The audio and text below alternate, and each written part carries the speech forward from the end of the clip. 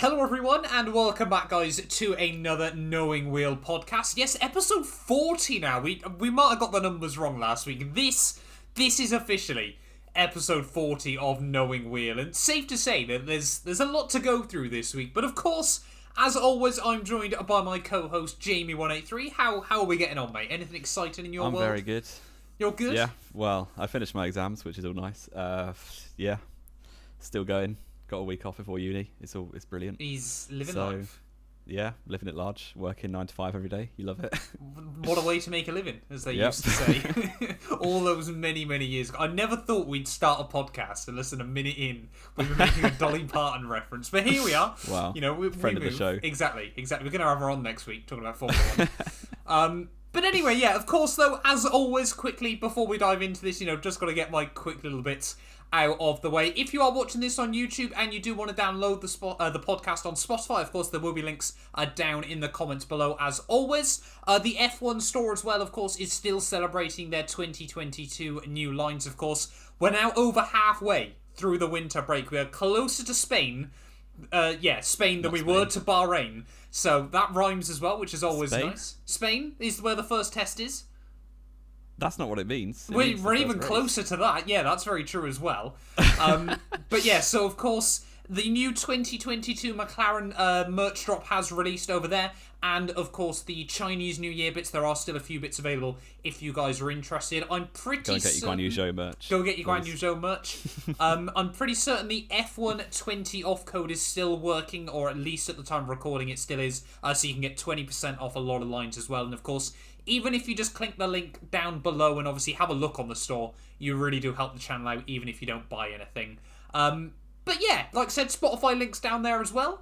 Jamie, we've got a lot to get through this week. It's been a busy, weird week, hasn't it, in winter? Yeah, it's been, for January, a very, very filled week of news.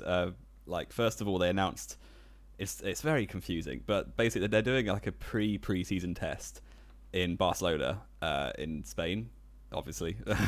In Barcelona, in Mexico. I don't know why that detail was required, but there we go. And yeah, there's no media coverage. There's not even like live timings at all. So it's basically like a shakedown for the teams to have a few more laps in the cars before the first actual test in Bahrain. Yeah. Am I right in thinking? Yeah. So everyone kicked off on Twitter because it's not being shown. Obviously, in February, you've got nothing better to do than watch cars going around at about 50% of their ability. So yeah, do you have any massive thoughts on the no media stuff, or what? Well, the reason was, what I've read online, of course, behind all this is the fact that Bahrain has bought exclusive rights to pre-season testing. That's why it's being done in the way it's being done. But right, to be honest, I mean, I had that week off work anyway, so I was probably going to tune in and watch a fair bit of winter testing. But it would have been really, really interesting to see both Spain and Bahrain in comparison to each other, because they're obviously two very different tracks. Yeah, I mean, you can never read that much into pre-season testing. We've said that of course. Already in January, and we're going to be saying it about 100 times through February, I'm sure. But yeah, or January as we record, of course. But, yeah, pre-seasons, everyone gets hyped for it, but it's like as soon as you get to the first race weekend, you just forget it completely. Yes, but there we go. Yeah, for the most part, isn't it? I mean, Ferrari spent most of the early turbo hybrid era going quickest in pre-season testing, and that never amounted to anything as well there. But yeah, I mean, I can understand why people are upset by it, but I can also understand, of course, if these deals have been done with Bahrain, of course, that completely overrides anything else. It's a shame, like we often say in Formula 1 now, that the money has such an impact on everything. But of course, F1's a business. And it kind of always has. It's just, it's more in the public light now. Exactly. As they're exposed themselves more to social media, of course, it is even more important. And of course, for me now, that's a good thing. If F1 chase the bag, hopefully their share price goes up. I now officially own Formula 1, Jamie. So get some stonks going. Exactly. I'm hoping this season there's an 18-way scrap for the championship. Did you actually buy those shares? I've actually got shares in Formula 1 now. Wow. Yeah, I own a small... Tell your friends about F1. Exactly. If you get people in Formula 1, then hopefully I'll be able to afford ramen at the end of the month or something like that. But yeah, I mean, it's not the end of the world, is it? It would have been nice to have, but for me, it would have just had to been another week paid of Now TV as well. Yeah. But so, not massive news really. I'm not bothered at all by it. No, and let's be fair, there's probably going to be a leak of some sort, isn't there, from Spain anyway? Someone will go to Barcelona and just film it, break into the track, Twitch or something. Yeah. Well, I'm gutted because I was genuinely tempted to go to Barcelona. Well, the tickets are super cheap for pre-season. Always. Well, pre-season you basically just break in, don't you? Yeah, like there's no security or anything. No. But there we go.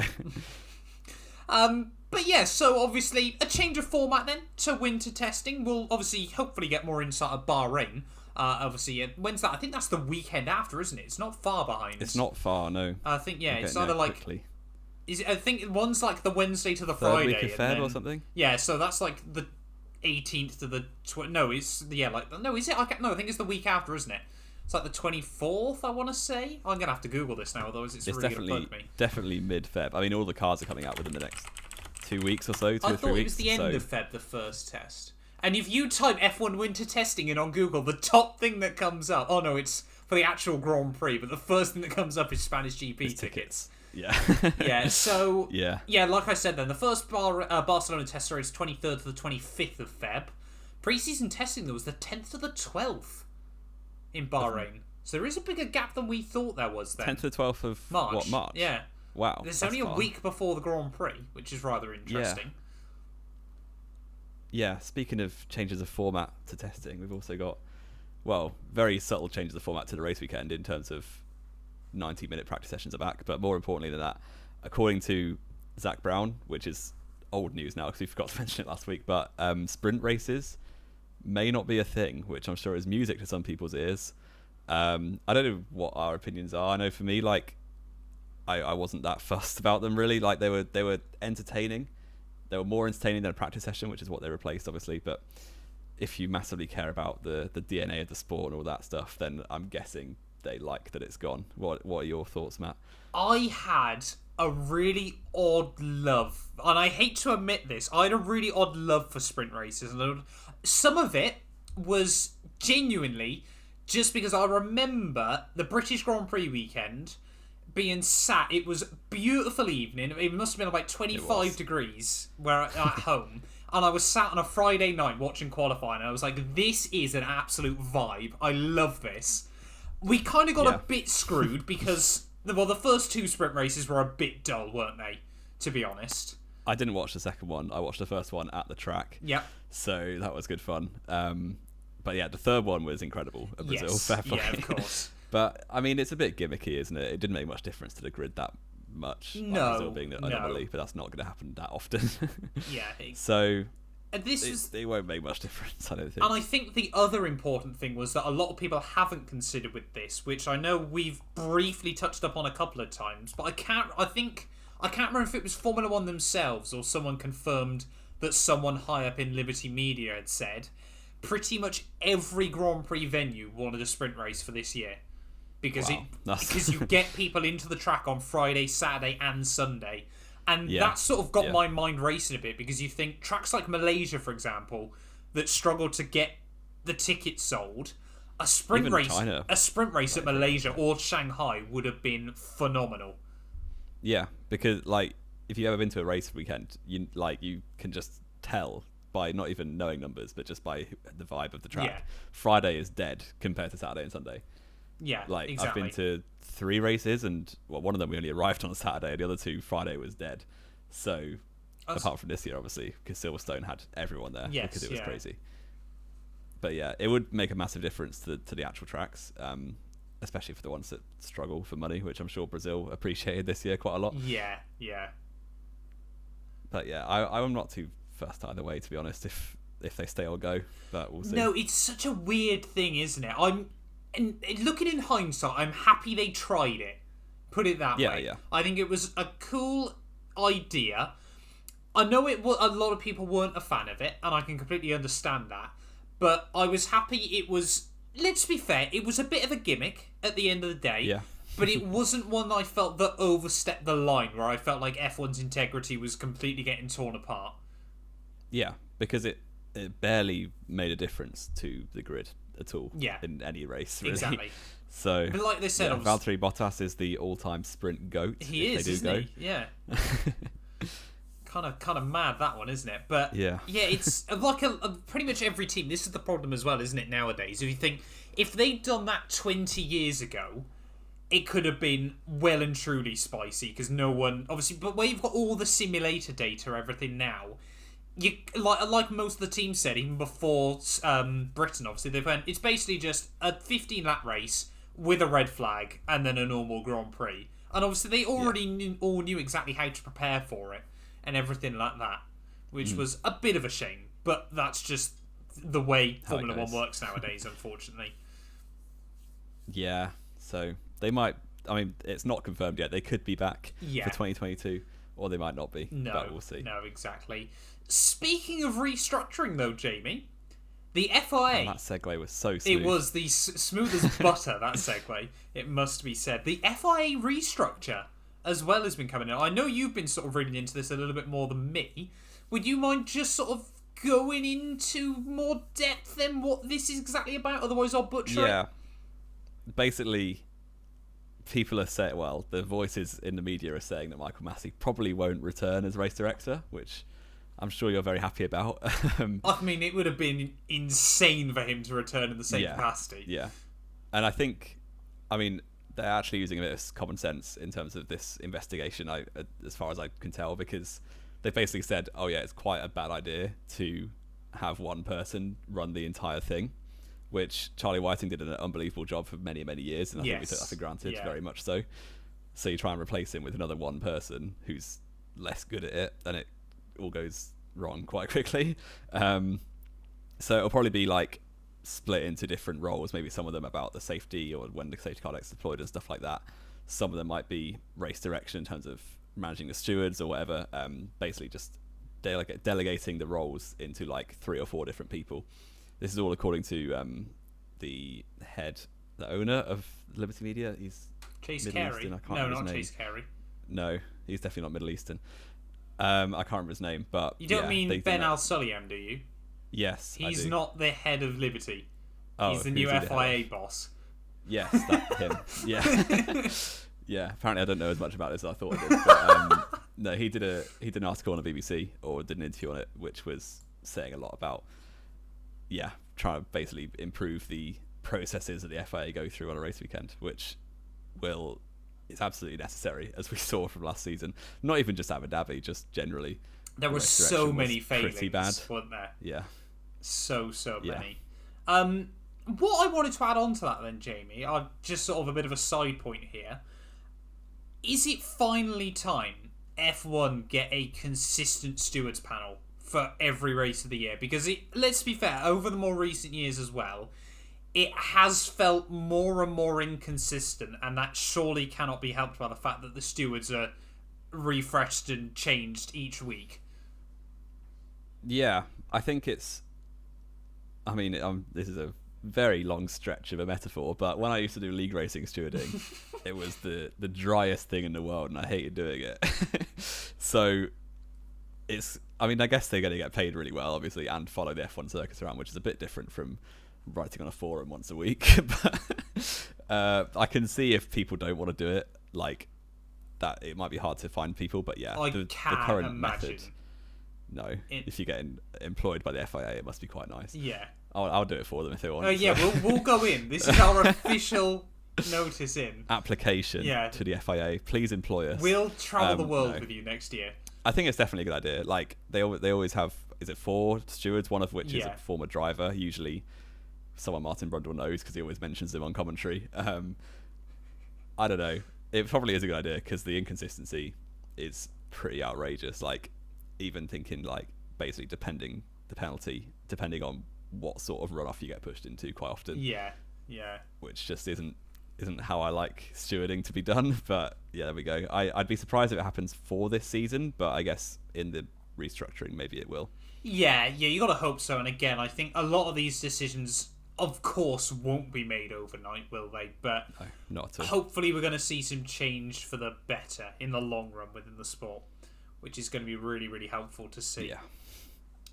We've got more confirmed reveals, Jamie, as well, though, from the teams. 2 more this Do you week. want to run us down? I have no idea when they are, so it's all of you. So, AlphaTauri, they've decided that they're going to be the only thing I'm going to be looking at on Valentine's Day this year. They're going to be released same. on Feb 14th. We'll do it together then, Jamie. We're going to cover it on the podcast. Exactly. So yeah, Alpine have confirmed their car is going to be revealed on the 14th of February. Alpine, the L plan is complete, I reckon. They're releasing it on 212 Day, otherwise known as my birthday. Yes, wow. For those of you that didn't know why I have 212 in my channel name, it's that lack of creativity. My birthday is just the 21st of Feb, so that's why Alpine are releasing it then. I'm joining the team. I'm going to steer them through with all my F1 2021 My Team knowledge, and we're going to win a world title together next year. Watch this space. Fernando Alonso, title number 3. It would actually be incredible. I would really rate it. I'm not a massive Alonso fan, but it must be, if I mean, hypothetically, Alpine turned up with the best car. Yep. Alonso wins the championship. Yep. Surely that's the record for the longest time. By a long shot. I'm pretty certain Lauda still has the record, and that was, 7 years? Yeah. So from, 06 to 2022, that's, like, people could have been born since then. More?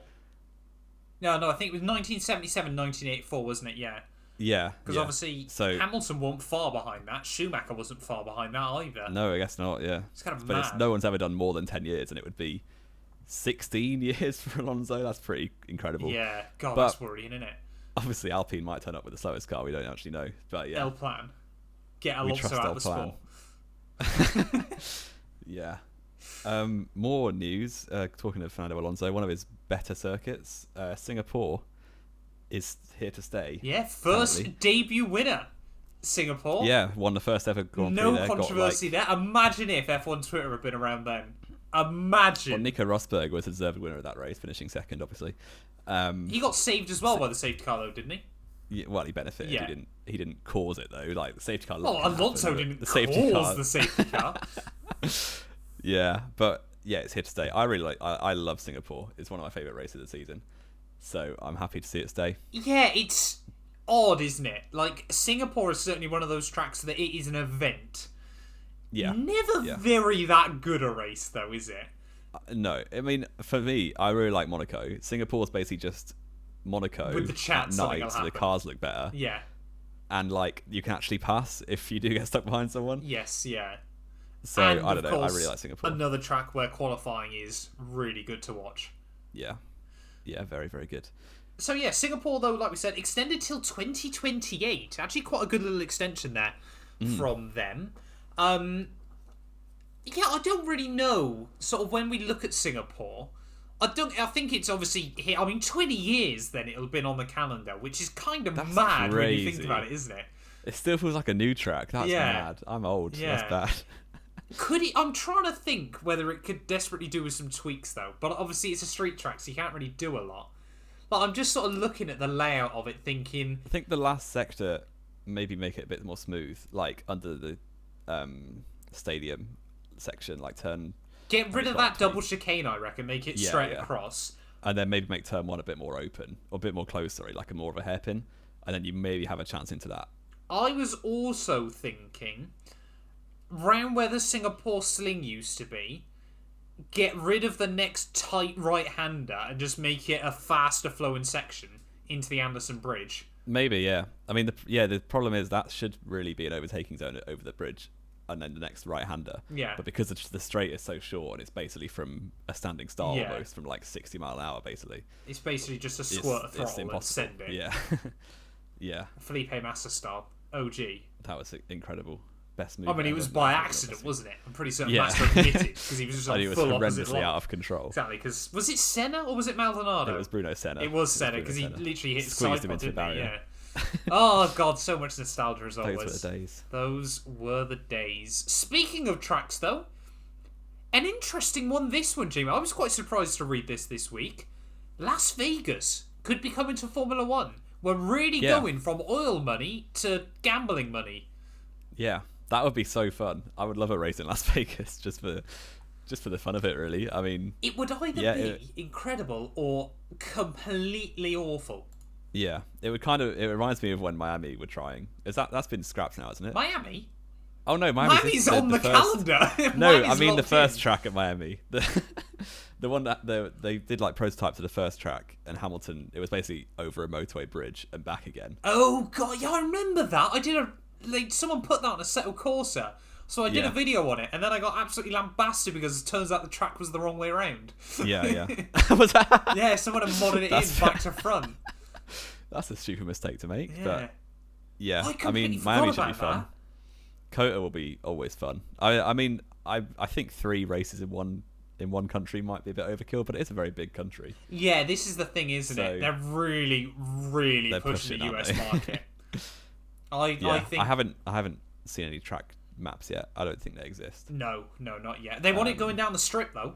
They have confirmed that. Yeah, that'd be so fun. That'd be so cool. I mean, imagine that, just Martin Brundle or David Croft going, and under the fake Eiffel Tower they go. It's just about... I'm just imagining Ted Kravitz on the grid, just blending in. Oh, no. The Las Vegas lifestyle. It's just there, you with a load of chain-smoking old people that are wondering where the next fruit is going to be. Yeah.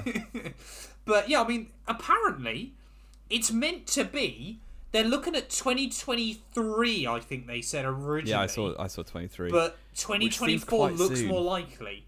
Yeah, 2023 seems very soon. Well, it's next year. It's next season, and depends on when in the calendar it would be, obviously. But yeah, 2024, Las Vegas. The problem is with getting all these new tracks is that some are going to drop off. And this is the problem, isn't it? Yeah. I'm just thinking. I'm just quickly having a look back of the last time F1 hosted 3 Grand Prix in America. It's probably like 80s. It was 90. I'm pretty certain it was 1984, but I feel like pretty much every race had something that went badly wrong for it.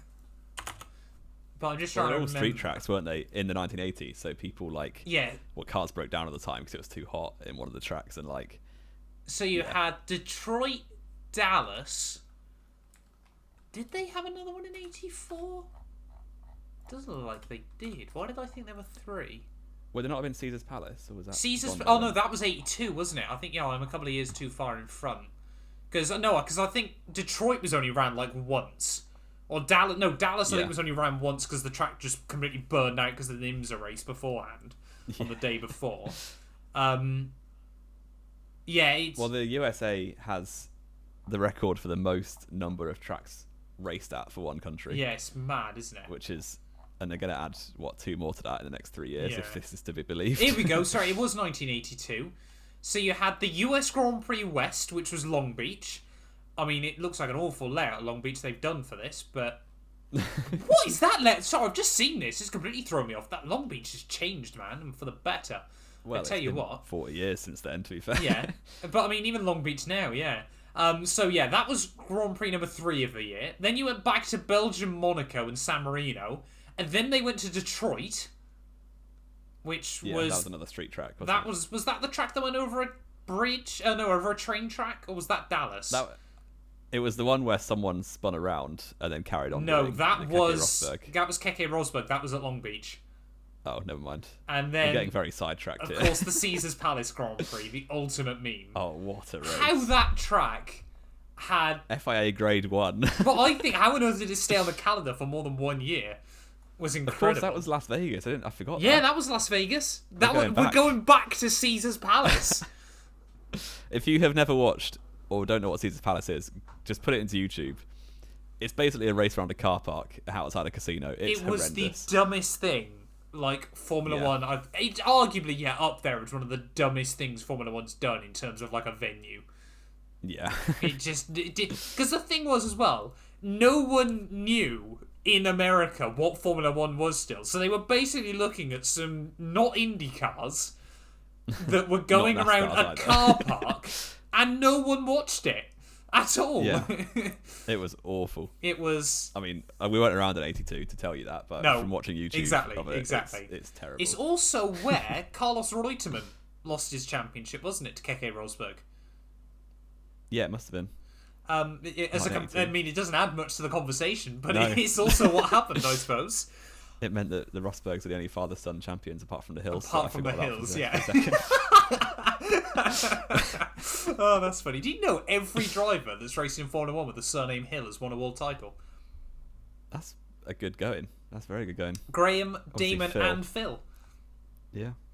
Pretty decent. Again, doesn't add much to the conversation, but No, this is the it kind of pointless stuff I know. Perfect for a Formula 1 podcast. Talking of pointless, look at that segue. Oh, that was unbelievable stuff. Fair play, I wouldn't have come up with that. Yeah, Thursdays in the F1 world are now gone. I mean, they still exist in the real world, but yes, they're being moved to Friday. So the media day has been scrapped. It's been put into an hour and a half block before first practice to get all of your media work done, which is not at all a bad thing. I don't get why people are worried about this. Yeah, not at all. The thing is, they're doing 23 races next year.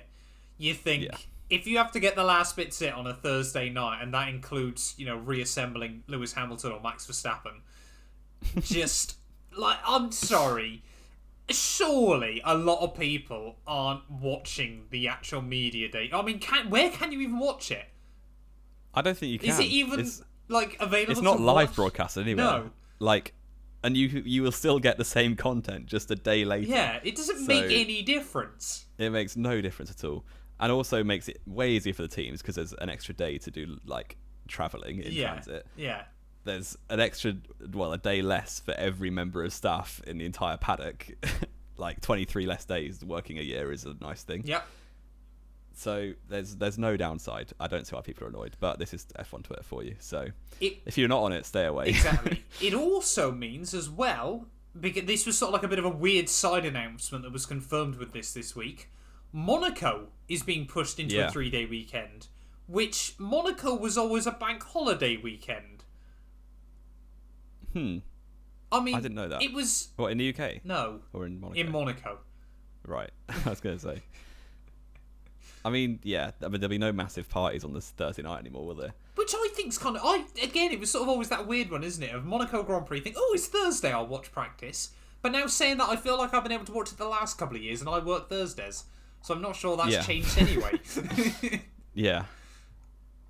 I mean, I guess the drivers never go that crazy anymore anyway with parties, but they'll still be doing something on Friday night, I imagine, just for the sake of it, to go and dress up like... Well, they got to do all the ambulance stuff, isn't it? Yeah. And all that sort of thing.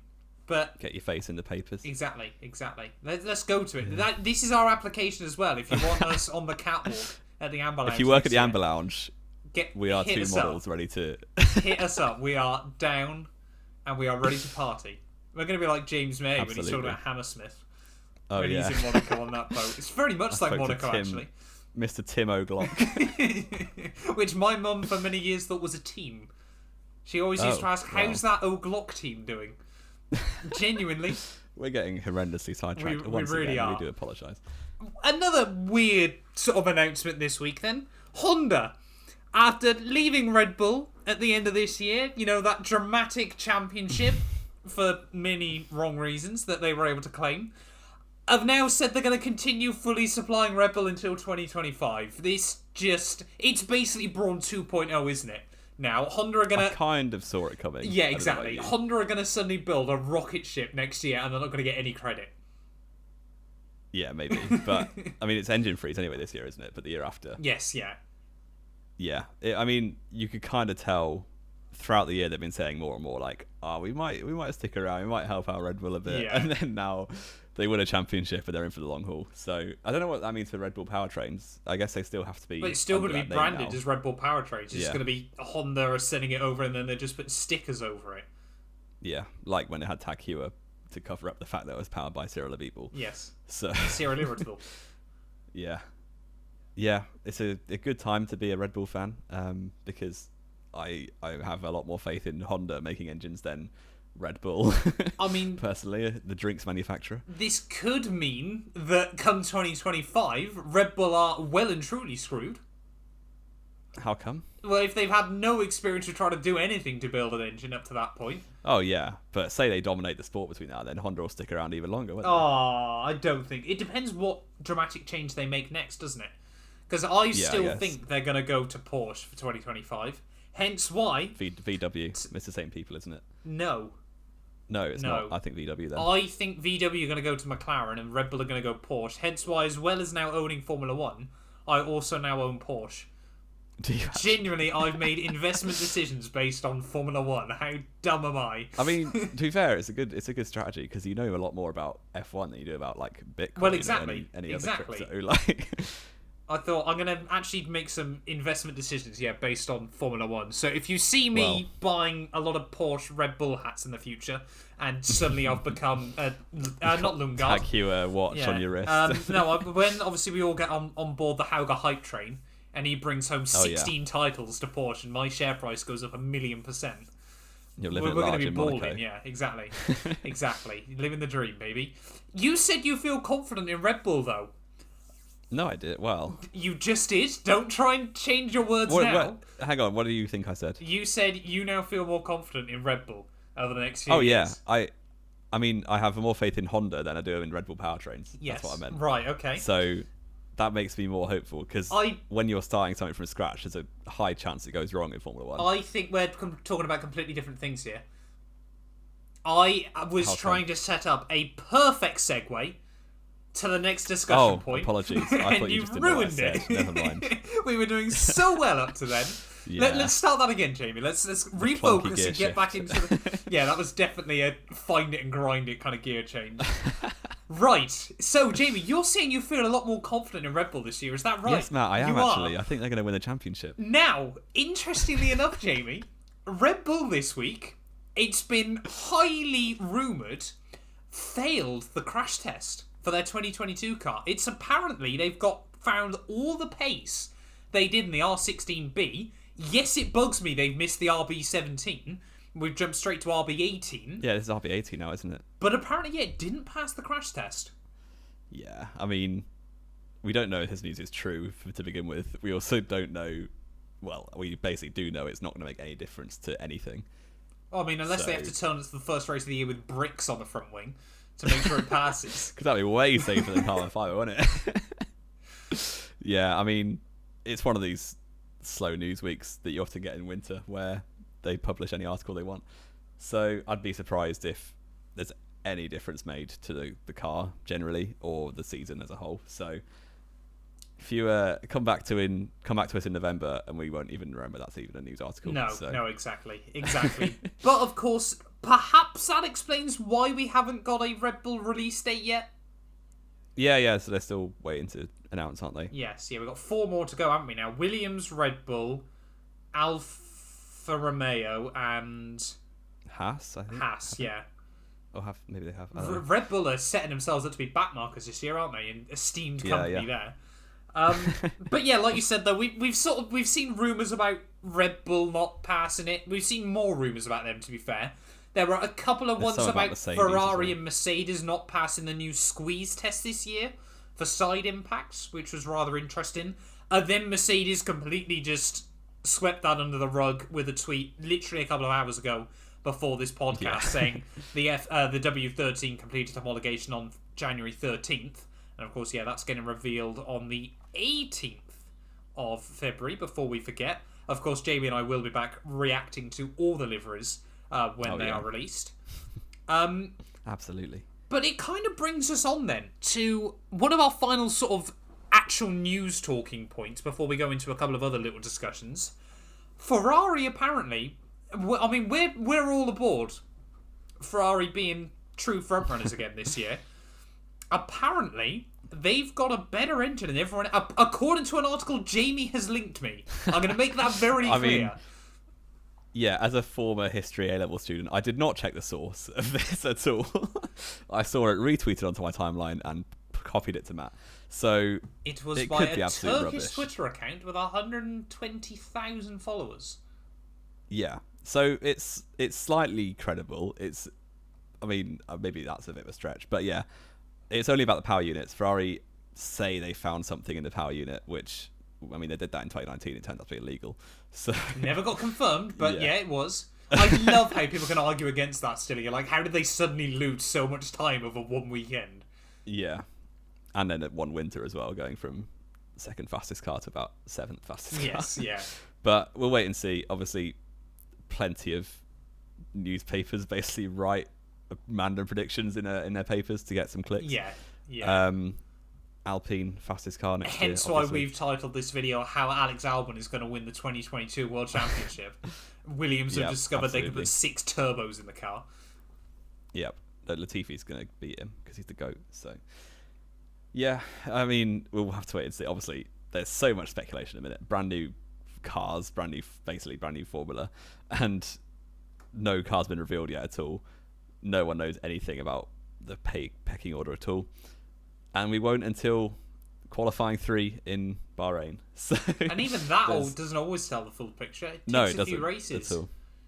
We got to learn what's going on. I miss the good old days between like F1 2008 and 2009, where like there would be dramatic changes of pace over the course of the year. Week to week, yeah. Those Toyota Run 2 in Bahrain in quali. We love that. Yeah, 09, wasn't it? Because they had about an ounce of fuel on board. Exactly, and then completely threw away the race pretty much immediately.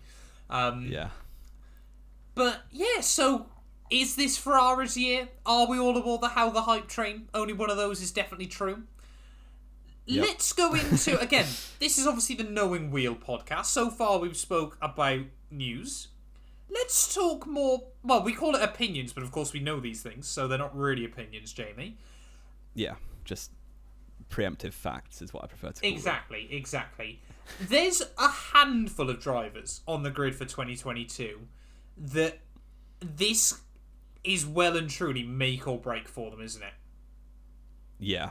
I mean, yeah, it's the same every year. Obviously, F1 is a massive sport. Pressure kettle anyway. Yeah.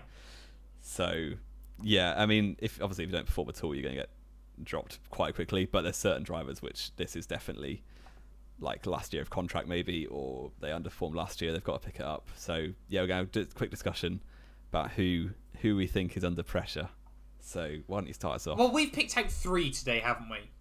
Yeah. So let's start then. 2 of them are quite similar, so I think it's fair we put those together. Let's just go through the order that we had them down then, Jamie. First up, 2022 make or break, surely, is Daniel Ricciardo. Yeah, I think so. Just mostly, in my opinion anyway, like, he's a fully capable driver, everyone knows that, but for value for money, almost. I mean, obviously, McLaren aren't exactly tight. They haven't been brilliant in recent years. They've not been brilliant, no. But, yeah, for the amount of money they're paying Daniel Ricciardo, compared to Lando Norris, especially, he has to be basically trouncing him, which didn't happen last year at all. Or at the very least, level. At the very least, matching, yeah. Like, I think Ricciardo's the 3rd highest paid driver in the sport, or maybe 4th. 4th, I think, now, because obviously Alonso's come back on an insane contract. True. How on earth Alpine have... They must have spent so much time looking down the back of the sofa for 20 mil to pay Alonso. Yeah. It's kind of mad. Crazy. But yeah, Ricciardo's paid a hell of a lot of money compared to Lando Norris, and he's underperforming last year anyway. So hopefully, I mean, I don't think he'll be out of the sport. I think there'll be teams that want to pick him up. But in terms of his career at McLaren, it's... yeah, going to be interesting, especially as McLaren's one of those teams where if people are kicked out of other seats, the likes of, like, my mind immediately goes to like Perez or Gasly could easily be out of their teams at the end of the year. Yeah. Like, McLaren are the sort of team that would think we can pay Perez or Gasly about 1/5 what we're paying Ricciardo, and they won't do much worse. So Perez going back to McLaren? Reckon that's possible? That. It could be possible. You heard it here first. Maybe not. And probably last. Must be added as well, of course, Ricciardo actually came out in quite an interesting interview this week discussing that he does completely see his future with McLaren. And I think this is something that, of course, we absolutely, bless him, love him to bits. We went completely wild for Carlos Sainz last year. But I think what we forgot about, and a lot of people forgot about as well, was Ferrari... weirdly, because this is so un-Ferrari, was so wildly accommodating to Carlos Sainz, which none of the other teams were for their new drivers. Yeah. Sainz said he was allowed to use his like McLaren clutch things at Ferrari, like the clutch paddles and things like that. They completely redid the steering wheel for him. And obviously, like Ricciardo and other drivers said, they got none of that to the teams they moved to. This is why Sainz was so strong with Ferrari, where other drivers really struggled. Yeah, Sainz was definitely the best of the ones that moved teams. I think like Vettel, by a long shot. Perez, Ricciardo all really struggled for especially the start of the season. Sainz was hit the ground running. Sainz, yeah, took the first couple of weekends, he struggled a bit at Imola, didn't he? But then you sort of got towards Spain, Monaco, and he was on it. Yeah. Pretty much from then on. And of course, Charles Leclerc was probably, out of all those drivers that did move teams, the best teammate to be going up against, or the hardest teammate to go up against. Yeah, for sure. And we just rated Leclerc above Norris, so that'll get the Twitter going. Exactly. I mean, it's facts still at the end of the day, isn't it? Yeah, For now. it is. Don't get me wrong, Lando could easily be Leclerc's level, but Leclerc is, I still rate as proper gravy. Third best on the grid. Yeah, certainly right in that debate, isn't he? Looking though at the three drivers we got though, Ricciardo is definitely the one I believe will step up this year. I think I have for the most. I mean, the end of last season he was picking it up slowly. There were still some off weekends, but like I think he had top 5 finishes in the second half of the season. Lando went downhill as well a bit. Ever since Russia. Had a lot of bad luck as well. Lando. That's also very true. But yeah, Ricciardo, he absolutely has the ability to pick it up. Oh yeah, he's 8-time race winner for a reason. 9, yeah. I think. One of only 2 drivers to win with 2 different manufacturers in the hybrid era. Him and Perez, which is pretty ridiculous, really.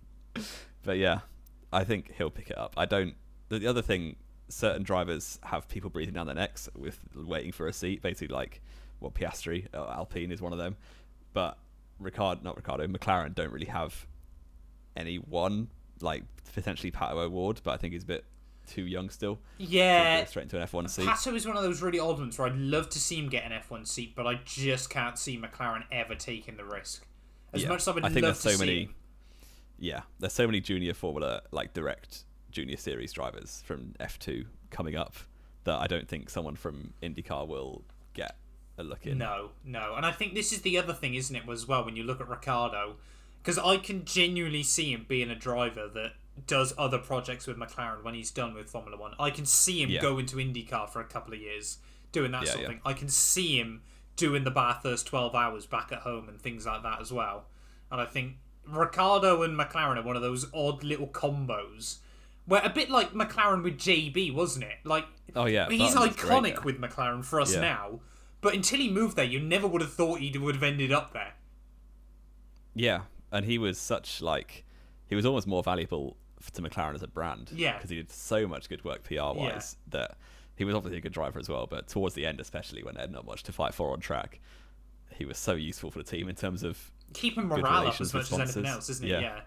Speaking of someone else that's basically just here... Oh, no, that's a bit brutal, isn't it? Speaking about someone else only here for PR. I know who you're going to say. Sebastian Vettel's surely got to find something this year.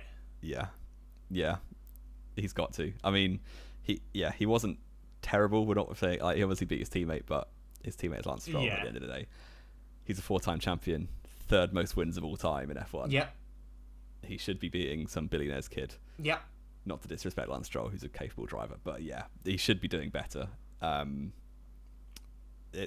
don't see him getting the boot, but similar to Ricciardo, he's on huge money and didn't really surpass expectations that much compared to Stroll. This is the thing, wasn't it, with Seb? He had a couple of brilliant races. Let's not forget, like I always point out, had Lance not had his puncture at Baku, they probably would have basically been tied on points come the end of the year. And you can talk about Hungary all you like. Rules are rules. Disqualifications happen. Exactly. So get over it. Make sure you put enough fuel in your car. Yep. Not that difficult, surely. Yeah, and Aston Martin, again, is one of those ones where they're pumping so much money into every aspect of their team that if there is another driver, say Gasly again, or one of the Ocon potentially could get booted from Alpine if Piastri's doing really well. Although Ocon got a contract, didn't he? Never mind. Yeah. But you know what I mean. There's plenty of drivers who would be eyeing up a seat at a factory team with lots of money. Yes. If Sebastian Vettel doesn't perform again. Not technically a factory team, but I know what you mean. Yeah. Yeah, and I think the thing as well, isn't it, for Sebastian, it's not in the same regard as Daniel Ricciardo. I just can't help but feel for Seb, if this year's not very good and it doesn't look like Aston Martin are going to make very much progress into 2023, he might just think, actually, you know what, yeah, I've had enough. And to be honest, a bit like Hacken and Dish. Yeah, would you blame him? No. not at all. He's led a very strong legacy in the sport, and when you look back at the way he used to drive between 2010 and really what we 11 say and 13 particularly. 11, 13, 15 as well. Yeah, very good and 17, season. I think he was. And 17 for the decent. most part, yeah. Yeah, 17 was definitely a car that could have fought for a world championship. 2018 was definitely the car that should have won a world championship. Yeah. You just think Seb probably doesn't want to do this. Again, he's got such a love for the sport, though, doesn't he, as well? Like, it's one of the things that, again, neither of us are Sebastian Vettel fans, but I think we can both admit when he was rattling off every single world champion, all the records have fallen. It was craziness. You've got to think. Fair play. You can appreciate that's a long he time loves ago the now. Oh yeah. And he's tried to emulate Michael Schumacher by rebuilding Ferrari. He's now trying to emulate Michael Schumacher by rebuilding a midfield team, but he hasn't done neither. He hasn't done either very well so far. Two very different midfield teams. Yeah, I guess. Although Benetton are now Renault or Alpine, aren't they? Yeah. I was going to say that Benetton are now Aston Martin, but that's I thought you meant Mercedes, to be honest. That's why I got thrown off. Benetton back in the day. No, but then again, like we said it many times, Aston Martin could rock up with a world-beating car and just... You just don't know, yeah. We could genuinely be looking at the end of the year going, Seb hasn't lost any of it. Who remembers 2018? But... Yeah. And again, the thing is, like we said, neither of us are big Seb fans. But as a guy, you want to see him there, don't you? Yeah, you want to see a bit of that magic again, to be honest. He does so well for the sport as well. He is a huge ambassador for the sport. Mm. Exactly. So, I mean, we've spoke about two of the older guys. It's mad, isn't it, that Daniel Ricciardo was part of the old guard. Let's talk about a young driver, then, that has to deliver this year. Yuki Tsunoda. Probably, in many ways, a bit unlucky with him being one of the three rookies this year. Of course... Mick and Nikita are pretty safe at Haas if they can't go anywhere else for a couple more years. Tsunoda, though, Red Bull have got, 6 drivers in F2 this year? He has absolutely got to perform. You imagine if any of those drivers that Red Bull have in F2 get the super license points, they're probably on their way. Hauger hype train, baby. It is going to be Hauger, but even if Lawson, who else is... I mean, I don't think Daruvala will. Daruvala, unless Prema, and Daruvala somehow make it. I mean, Prema could completely carry, like Prema tax OP. Yeah, I do think that Hauger or Lawson are the likely ones, but either of those will absolutely be eyeing up the AlphaTauri seat. And we've seen Red Bull do this before. They give a driver 2 years, 3 years. If they don't look like a world beater, they're gone. Whilst they have other drivers waiting in the wings. Yeah. So big year for Tsunoda. He picked it up a bit in Abu Dhabi, but other than that, he basically went 20 races anonymously in the middle of the season. Yeah, at the start of the year. Basically, Tsunoda needs the entire calendar to be in the Middle East that isn't Jeddah. Yeah. He wants night races everywhere. Yeah. Apart from Jeddah. Again. So, yeah, it's a big year for Tsunoda. I think I have faith in him improving, but then he had a good race in Abu Dhabi, like really good race in Abu Dhabi, but one swallow doesn't make a summer. No. So, he's got to pick it up. Red Bull, we know how cutthroat they are, and it's been a successful policy for the most part. They've got 2 world champions out of it, so we'll have to wait and see. But it's a big year for Tsunoda. I really am not sure with Tsunoda. The thing is, again, I love the kid. I think he's brilliant, and he is really funny as well. I think he has a good personality to have in the sport. And I get a lot of people that are like, oh, look at him, he's so cute, I just want to pick him up. I'm like, remember, he's a professional racing driver. He's a day older than me. He is a day older than you, isn't he? He's younger than me. God, how depressing is that? But, I love Tsunoda being there, but for me, I just can't help but think he's going to be one of those Red Bull drivers we look at back in 5 years ago.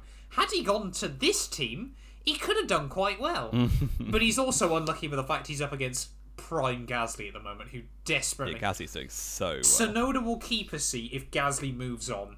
I think will be the key. Yeah, but I think, in my opinion at least, as obviously the correspondent AlphaTauri expert, if I don't think Gasly will go out of his way to look for a seat. I think it'll be a case of, isn't it? Like, because AlphaTauri, unless they suddenly back markers again, he's quite comfortable there. He really likes the team, so unless he gets forced out because Tsunoda does really well and they don't want to bin him, and then you've got Hauger, Lawson, whoever coming up, then they'll probably move Gasly on, which sounds terrible because obviously they know like Gasly's a very, very good driver, but he's never going to be a world champion for Red Bull, so therefore Red Bull don't see any value in having him. Yeah, unless of course something happens with Perez, isn't it? Could they put Gasly back in Red Bull for 23? I still don't think they've got the humbleness, the humility. That's the word. Yeah, very, very difficult, isn't it? Red Bull Yeah. are known for making some odd decisions, aren't they? Yeah. So I think Tsunoda's basically got his destiny in his own hands. If he performs, he's going to probably keep the seat another year. Yeah. If he doesn't, then goodbye. Basically. Exactly. It's very, very difficult, isn't it? But all will become clear probably by midsummer, because of course everything now gets confirmed far too early, and then we get no sort of winter hype. Summer hype. Yeah, no, I meant winter hype at the end of the year when all contracts aren't confirmed yet. Anything else to add though, Jamie? We've had a really good little news week, haven't we? Yeah, surprising for the last week in January to actually have content to talk about. It feels like we're starting to get ready for the new season now. I don't know about you, but it feels like when you compare it to Christmas, I feel like we're in early December now. You know, it's starting to you're starting to count down the days. Open. Yeah, exactly. Every day we just got that little extra piece of news now, which is becoming more and more exciting. Yeah, so lots to look forward to. This time next week we'll be a couple of days away from car reveals. So that's we will, won't we? Good times are coming. Exactly. But yeah, like I said though, of course, at the start of the podcast, you know, if you do want to check these out on Spotify, there will be links down below, of course, like I said as well. F1 merch store, definitely go have a look around. You know, Chinese New Year, like we said, few extra lines available, 20% off a lot of items on store as well, and of course McLaren's new drop. But thank you all, as always, so much for listening. If you have enjoyed, do make sure you leave a like, get yourself subscribed, get following, everything like that, all that good stuff. And yeah, we'll be back next week. We might be covering more news. If it's a really dead week, then we might be doing something else a little bit different. But Jamie, as always, just want to say thank you to you as well for coming on. Oh yeah, thanks for having me. And yeah, we'll be back next week out with more Knowing Wheel.